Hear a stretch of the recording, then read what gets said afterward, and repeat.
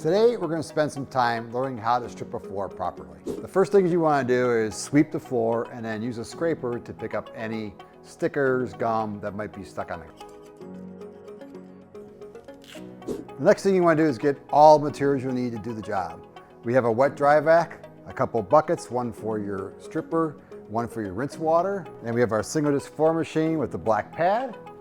And then of course we're going to use, in this case, State High Performance Stripper.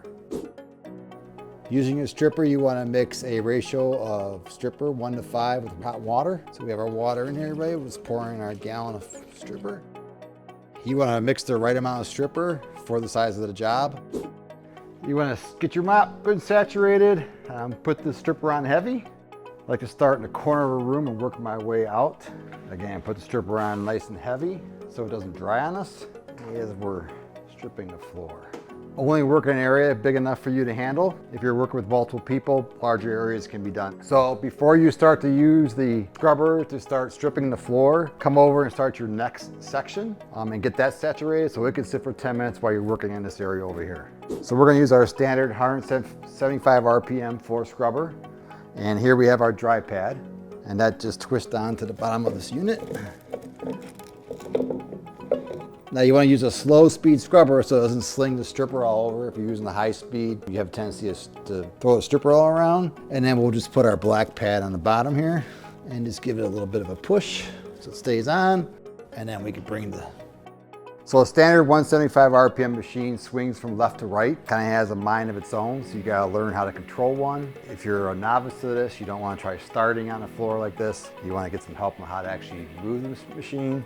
It's all controlled by the handles moving up and down ever so slightly. What I like to do is start from my outside edge and work in. When you have stripper down on the floor, it becomes like an ice rink as the bond breaks between the floor finish and the actual floor. So once you start the scrubber up and break down that bond, it becomes less slippery. So if at all possible you want a Wet-Dry Vac, it does the best job of getting all what we call slurry, which is the mixture of the finish and the stripper that's on the floor. It's the best way to get it up. Trying to use a mop to do all that is almost impossible. So here we have a front end squeegee. Some people have a normal Wet-Dry Vac with a little wand. Either way it will work. This is just much faster.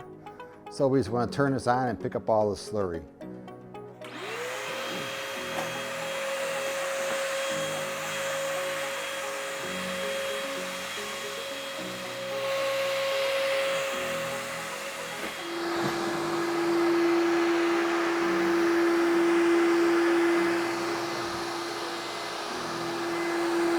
If you look at a floor, you can see this side's been completely stripped, and you can see right here where we stop, and you can still see finish where we haven't stripped yet, compared to this that's been all stripped down to the floor. All right, so once you're finished with an area, you want to rinse.